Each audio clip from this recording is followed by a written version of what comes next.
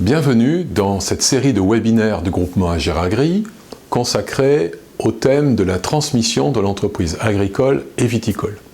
C'est un domaine dans lequel les experts comptables ou les avocats du groupement pluridisciplinaire Agiragri ont développé depuis de très nombreuses années une grande expertise et pour certains d'entre eux en ont fait une spécialité. La forme familiale de l'entreprise a été prépondérante, on peut même dire qu'elle a été quasi exclusive pendant de nombreuses années dans ce secteur. C'est plus tout à fait le cas aujourd'hui, mais elle reste quand même majoritaire et qui dit entreprise familiale, dit à un moment donné problématique de transmission et de reprise. C'est d'ailleurs un peu au cœur de l'actualité avec à la fois la démographie déclinante de la population agricole et les grands enjeux nationaux, que ce soit l'indépendance alimentaire de la France, la lutte contre l'accaparement des terres agricoles, la diversité des productions, la conservation des savoir-faire. À quelconque moment de ces débats se posera la question de la transmission et de la reprise. Alors pour ouvrir ce thème de la transmission, je citerai un sociologue, Edgar Morin, qui nous dit que la vie, c'est un cocktail de passion et de raison. Et je pense que cette phrase est tout à fait au cœur de la problématique de la transmission de l'entreprise agricole. Celle-ci évolue dans un environnement particulier. Pour l'agriculture comme pour la viticulture, vos actifs sont constitués à la fois d'éléments patrimoniaux et ces éléments patrimoniaux sont également votre outil de travail. Le conseil qui vous accompagnera dans la transmission devra par conséquent travailler sur ces deux volets. À la fois le capital, l'aspect patrimonial de l'entreprise, mais également le fait que c'est votre outil de travail. Deuxième caractéristique de l'environnement, c'est un environnement à ciel ouvert, qui est caractérisé par un patrimoine foncier généralement à forte valeur ajoutée, et qui, malheureusement ou heureusement, dans certaines régions, est l'objet d'une spéculation importante, qui est le fait d'éléments extérieurs au monde agricole, qui, eux, ont des objectifs patrimoniaux de placement. Cette pression foncière, elle existe dans certaines aires d'appellation d'origine contrôlée, par exemple pour la viticulture, mais elle peut exister aussi en périphérie des grandes agglomérations, par exemple touchant le secteur du maraîchage, dans les ceintures légumières des grandes agglomérations françaises. On se retrouve avec un paradoxe, c'est que ces exploitations ont une valeur du foncier qui peut être sensiblement, voire très significativement, déconnecté de sa rentabilité. Et c'est ce qui explique que dans un certain nombre de cas, la solution alternative à la transmission soit malheureusement la vente, faute de pouvoir transmettre. Enfin, cet environnement est caractérisé par une valeur du patrimoine agricole qui ne se réduit pas à une dimension purement monétaire. En effet, dans l'acte de transmettre, il y a le poids du détachement et le poids de la continuité généalogique. À cet environnement particulier correspondent également des aspects sociologiques forts. Je citerai ici, ou je ferai référence en tout cas, au travail d'une sociologue également, Alice Barthès, qui a fait toute sa carrière dans le secteur agricole et qui a beaucoup travaillé sur les freins, notamment dans les actes de transmission. Alice Barthès identifie 4 points importants dans 4 aspects sociologiques forts. Le premier, c'est que très tôt, le cédant doit cultiver le détachement de son métier. Or, ce n'est pas tout à fait naturel puisque l'agriculture touche à la biologie et au rythme de la nature, vécu par suite comme un recommencement. Je citerai Alice Barthès qui nous dit, c'est très éclairant, que comme chaque année les feuilles tombent des arbres, mais l'année suivante, quand elles poussent, elles ne sont plus les mêmes. L'agriculteur donc pense, et c'est tout à fait légitime, puisqu'il est au contact de la nature, qu'il reproduit ce que faisait son père, et qu'il en sera de même pour son fils ou sa fille. Ainsi, il croit pouvoir s'affranchir de la mort, mais tout comme les feuilles ne remontent pas dans l'arbre qui les ont vus naître, eh bien la transmission induit toujours la mort, qu'elle soit réelle ou qu'elle soit symbolique. Transmettre, c'est accepter que soit modifié ce que l'on transmet. On y reviendra, mais c'est quelque chose qui n'est pas forcément perçu, et en tout cas inné. Deuxième caractéristique sociologique dans le monde agricole, la famille est un lieu de dit et souvent de non-dit. C'est un lieu de relations négociées. Et dans ce cadre-là, le rôle du conseil Agiragri va être celui d'un passeur, celui à qui on peut dire les choses interdites. Le rôle du passeur, c'est qu'il va limiter la dimension passionnelle, voire dans certains cas destructrice des échanges, et il va, par son travail, sa patience, son écoute, faire émerger les non-dits pour libérer la parole vraie. Troisième caractéristique sociologique, la transmission, c'est à la fois un détachement et un rattachement. Et le conseil Agiragri, qui vous accompagnera dans cette démarche, va travailler sur ces deux pôles. Enfin, l'unité de base de la société au sens personne morale, l'unité de base n'est pas l'individu, comme on pourrait le croire, mais le lien. En effet, quand on crée une société, eh bien, on doit connaître les modalités pour éventuellement pouvoir en sortir. C'est là où le droit apporte une sécurité.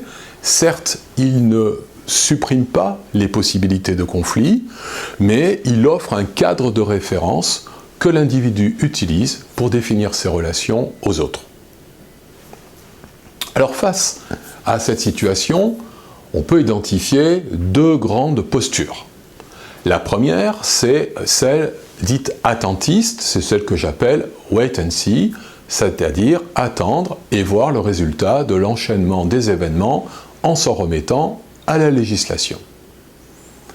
Ceci débouchera sur l'indivision successorale, qui n'est pas la situation la plus confortable, on y reviendra pour les indivisaires. Cette indivision successorale donnera lieu éventuellement à des tractations et, dans le meilleur des cas, à un partage. Avec, dans le même temps, l'obligation d'organiser la poursuite de l'exploitation. Il y a donc là une difficulté particulière à cette situation, mais soyons clairs, ne pas choisir est un choix. L'autre alternative ou l'autre posture, c'est celle que l'on appelle anticipatrice, et bien évidemment, vous l'aurez compris, c'est celle que nous préconisons. Anticipatrice, ça veut dire le faire dans le bon timing, c'est-à-dire celui de la prise de conscience de l'arrêt d'activité des uns et de l'installation des autres, ni trop tôt, ni trop tard. Cette posture anticipatrice, cette décision ne doit pas être un faux-nez, une situation pour ne pas choisir, pour faire durer. C'est la raison pour laquelle elle démarre par la prise de conscience de l'arrêt de son activité et de la transmission. L'attitude anticipatrice, elle offre plus de possibilités techniques et par la qualité de la négociation, elle va rassurer, voire apaiser les tensions familiales. Alors, l'expertise des membres du groupement Agiragri a conduit à créer des étapes dans le processus de transmission. Les étapes, je vais vous les présenter. Il y en a 4 et elles sont dans un ordre bien précis. La première étape, c'est celle d'anticiper la transmission, et vous l'avez compris, c'est celle qui fait écho à ce que nous avons dit, c'est-à-dire l'étape que nous considérons comme la meilleure. Eh bien, ça passe par la prise de conscience. La prise de conscience que l'on va s'arrêter et que l'on va également installer quelqu'un à sa place. Eh bien, il est tout à fait naturel, on ne se voit pas vieillir. Or, une entreprise agricole doit devoir financer tous les 25 à 30 ans, c'est-à-dire 3 à 4 fois par siècle, une transmission. Dit différemment, elle n'a pas fini de financer une transmission qu'elle doit déjà se positionner dans le coup d'après, dans la transmission suivante. Et donc le temps passe très vite. Donc cette prise de conscience, effectivement, est le point de départ de la procédure, qui est une procédure longue, de maturation, pour aboutir à la transmission. Dans cette étape-là, on va parler. Et évidemment, pour parler, écouter, c'est le rôle des conseils, eh bien, il faut donner du temps et donner du temps au temps. Or, dans la vie professionnelle actuelle, que ce soit la vôtre, agriculteur, viticulteur, que ce soit celle de vos conseils, eh bien, c'est une vie trépidante et où, malheureusement, on prend souvent trop peu de temps. Eh bien, là, on va dégager le temps pour pouvoir parler, pour exprimer les dits et les non-dits, que ce soit ceux du cédant, du ou des repreneurs, et bien évidemment ne pas oublier les conjoints. Dans cette phase-là également, on va anticiper, parce que anticiper, ça rassure et ça valorise. On va donc aboutir à dégager une phase de débat, d'échange, pour collecter les aspirations des uns et des autres, qui est une phase de maturation qui peut aller jusqu'à 8-10 ans dans certains cas. Et enfin, c'est un travail pluridisciplinaire. Aux experts comptables et aux avocats membres du groupement Agir Agri seront joints votre notaire, vos experts fonciers agricoles et évidemment vos banquiers. Mais dans cette équipe pluridisciplinaire, il faudra désigner un pilote, un coordinateur, celui que j'appelais tout à l'heure un passeur. Au-delà de la deuxième étape, c'est évaluer le patrimoine. On va commencer par, avant de faire l'évaluation, faire l'inventaire du patrimoine professionnel et de votre patrimoine privé. Professionnel et patrimoine privé. Que ce soit le foncier bâti ou non bâti, le cheptel mort ou vif, le droit et les contrats à transmettre, et dans certaines régions, en Cognac, en Champagne, pour ce qui concerne la viticulture, il y a des contrats stratégiques importants qui peuvent être instituts personnés ou attachés à l'exploitation. On va également faire l'inventaire des titres de société, et on va faire aussi l'inventaire de toutes les créances, sans oublier les créances de compte courant d'associés, qui dans le secteur agricole sont parfois d'un montant élevé, soit parce que des bénéfices ont été distribués, mais faute de trésorerie n'ont pu être prélevés, soit, le cas le plus fréquent, en période de crise ou en période de difficulté, des apports financiers personnels ont été faits à la société. Ces créances de compte courant sont, en termes de transmission, ce que nous appelons des bombes à retardement, et notamment en matière de succession, et les conseils du groupement Agir Agri ont des méthodes pour permettre de les dégonfler et donc de désamorcer ces bombes à retardement. Deuxième étape, une fois qu'on a fait l'inventaire des biens professionnels et privés, on va faire l'évaluation de ces biens. Qu'ils soient corporels ou incorporels, ça peut être des marques par exemple, c'est un exercice qui est difficile à réaliser avec des conséquences notamment fiscales qui peuvent être relativement sensibles. On peut avoir effectivement des valeurs sensibles selon les méthodes de calcul qui auront été retenues, et notez bien que la valeur n'est pas le prix. La valeur, elle conserve un caractère subjectif selon l'évaluateur, même s'il pratique des méthodes d'évaluation couramment retenues. Et la valeur n'est pas le prix, parce que le prix est la résultante d'une transaction et du marché entre une offre et une demande, et donc est une donnée objective. Et enfin, et c'est très important, nous allons tenir compte de la capacité financière du ou des repreneurs dans cette évaluation. Dernière étape de cette étape numéro 2, c'est l'identification des modes de détention de ces actifs, tant professionnels que privés, les régimes matrimoniaux des époux, des pacsés ou des conjoints, et on va également regarder le démembrement possible du droit de propriété entre nue propriété et usufruit. Ces 2 premières étapes passées, on va pouvoir aborder une étape majeure du processus de maturation d'une transmission.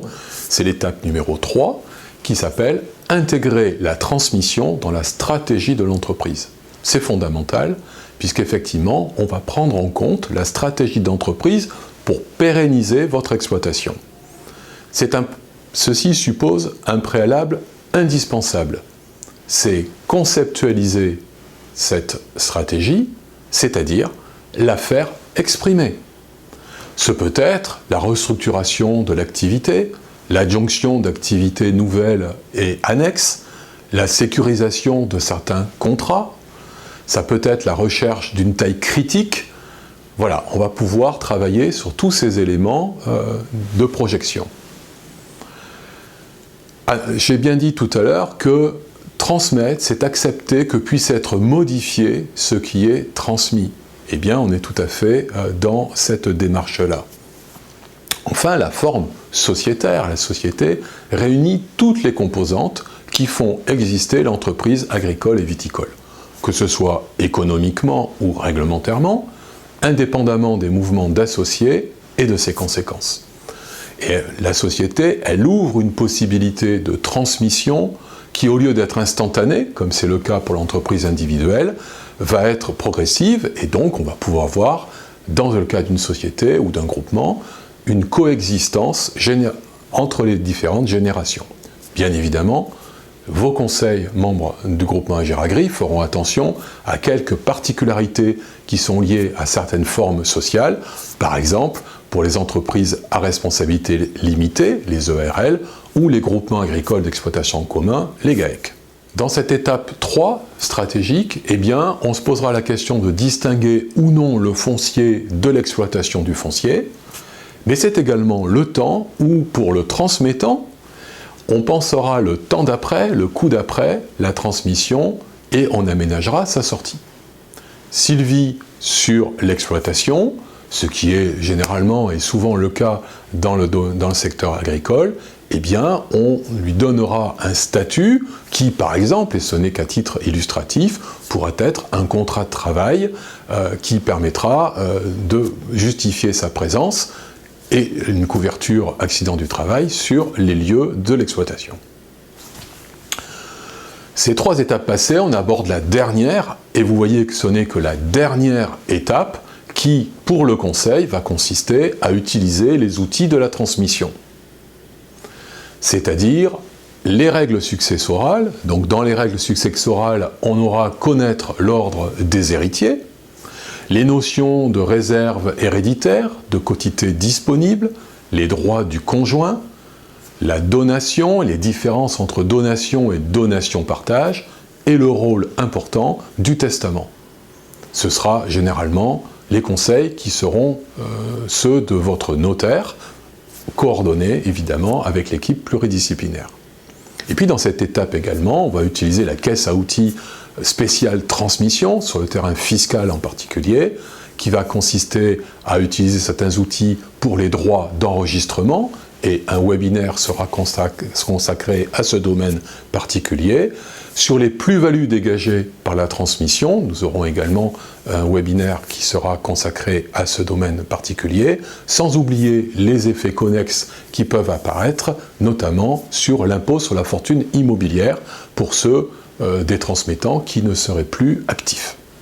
Voilà, ce webinaire introductif se termine. Nous vous donnons rendez-vous dans un épisode prochain où nous étudierons les conséquences d'une transmission subie.